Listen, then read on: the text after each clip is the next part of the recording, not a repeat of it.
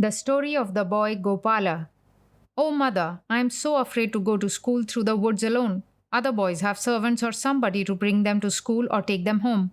Why cannot I have someone to bring me home? Thus said Gopala, a little Brahmin boy, to his mother one winter afternoon when he was getting ready for school. The school hours were in the morning and afternoon. It was dark when the school closed in the afternoon, and the path lay through the woods. Gopala's mother was a widow. His father, who had lived as a Brahmin should, never caring for the goods of the world, studying and teaching, worshipping and helping others to worship, died when Gopala was a baby. And the poor widow retired entirely from the concerns of the world, even from that little she ever had, her soul given entirely to God, and waiting patiently with prayers, fasting, and discipline for the great deliverer death to meet in another life him who was the eternal companion of her joys and sorrows, her partner in the good and evil of the beginningless chain of lives. She lived in her little cottage. A small rice field her husband received as sacred gift to learning brought her sufficient rice, and the piece of land that surrounded her cottage, with its clumps of bamboos, a few coconut palms, a few mangoes, and lychees, with the help of the kindly village folk, brought forth sufficient vegetables all the year round. For the rest, she worked hard every day for hours at the spinning wheel. She was up long before the rosy dawn touched the tufted heads of the palms, long before the birds had begun to wobble in their nests, and sitting on her bed, a mat on the ground covered with a blanket, repeated the sacred names of the holy women of the past, saluted the ancient sages, recited the sacred names of Narayana, the refuge of mankind, of Shiva, the merciful, of Tara, the Saviour Mother, and above all, she prayed to him whom her heart most loved, Krishna, who had taken the form of Gopala, a cowherd, to teach and save mankind, and rejoiced that by one day she was nearer to him who had gone ahead, and with him nearer by a day to him, the cowherd. Before the light of the day, she had her bath in the neighboring stream, praying that her mind might be made as clean by the mercy of Krishna as her body by the water. Then she put on her fresh-washed whiter cotton garment, collected some flowers, rubbed a piece of sandalwood on a circular stone with a little water to make a fragrant paste, gathered a few sweet-scented tulsi leaves, and retired into a little room in the cottage, kept apart for worship.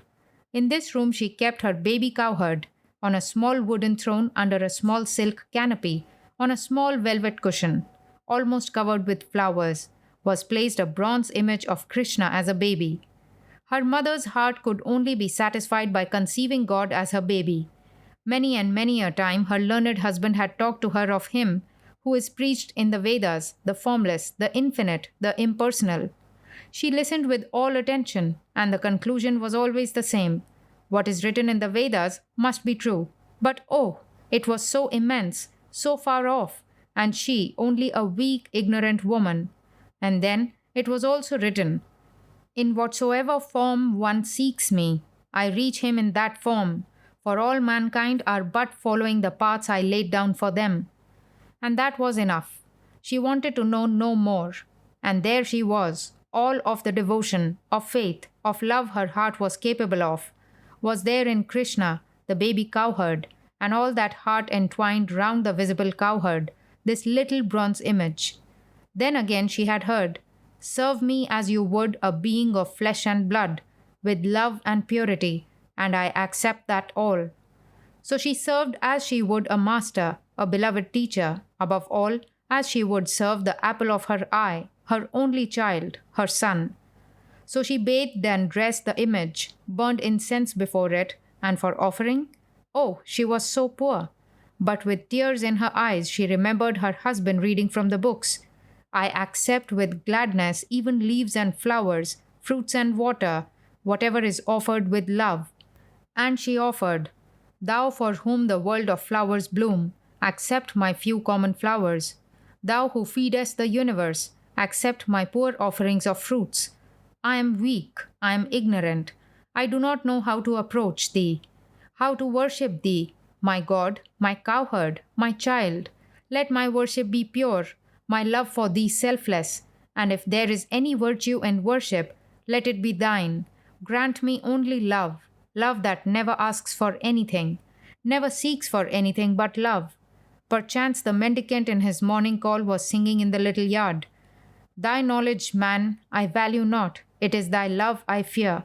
It is thy love that shakes my throne, brings God to human tear. For love, behold, the Lord of all, the formless, ever free, is made to take the human form, to play and live with thee. What learning they of Vrinda's groves, the herdsmen, ever got? What science, girls that milked the kine, they loved, and me they bought. Then in the divine, the mother heart found her earthly son Gopala, literally cowherd, named after the divine cowherd, and the soul which would almost mechanically move among its earthly surroundings, which as it were was constantly floating in a heavenly ether ready to drift away from contact of things material, found its earthly moorings in her child. It was the only thing left to her to pile all her earthly joys and love on. Were not her movements, her thoughts, her pleasures, her very life for that little one that bound her to life? For years she watched over the day-to-day unfolding of that baby life with all a mother's care. And now that he was old enough to go to school, how hard she worked for months to get the necessaries for the young scholar. The necessaries, however, were few.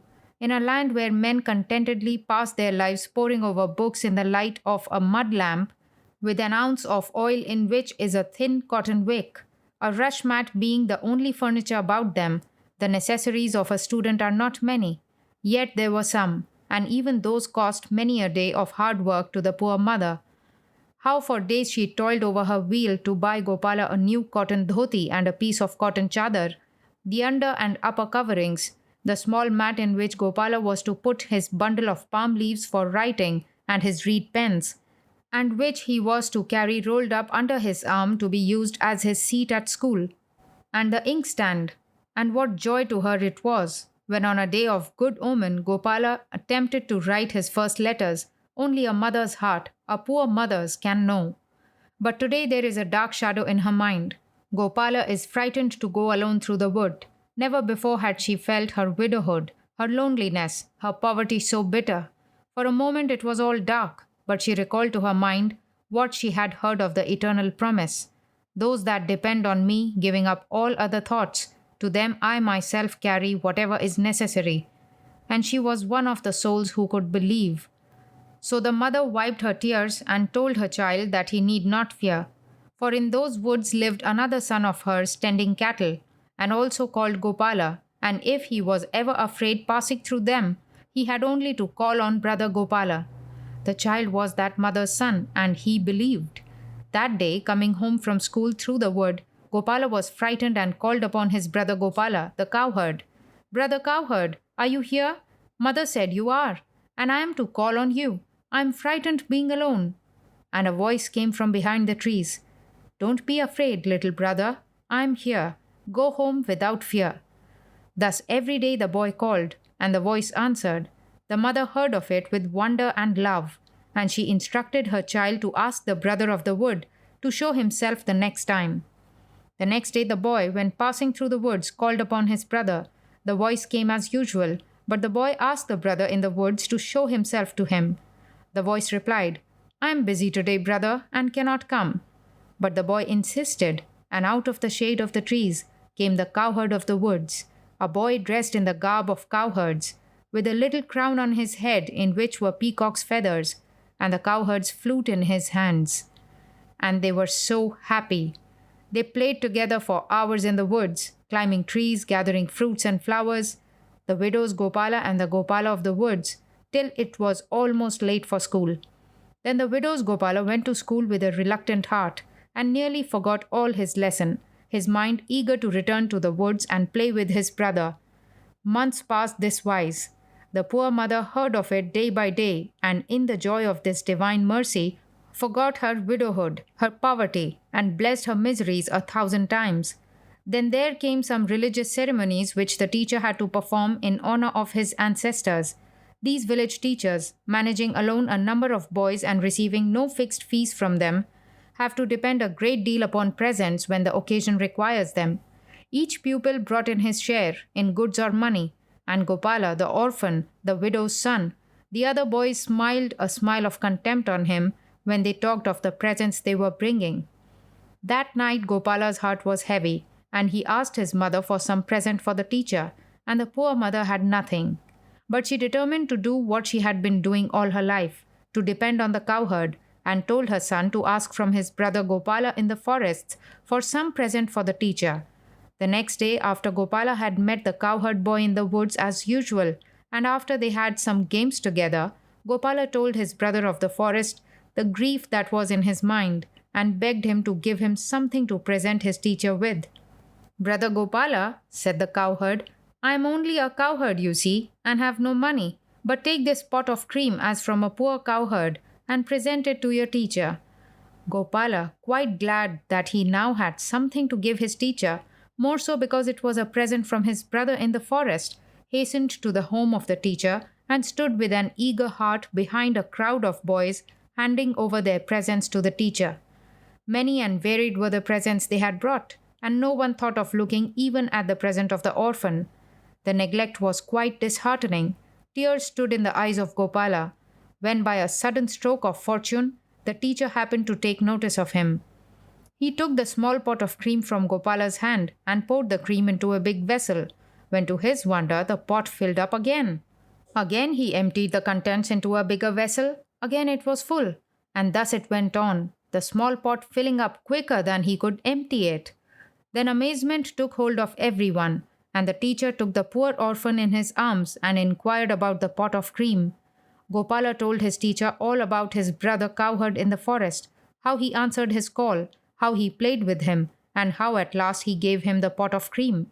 The teacher asked Gopala to take him to the woods and show him his brother of the woods, and Gopala was only too glad to take his teacher there. The boy called upon his brother to appear, but there was no voice even that day. He called again and again. No answer.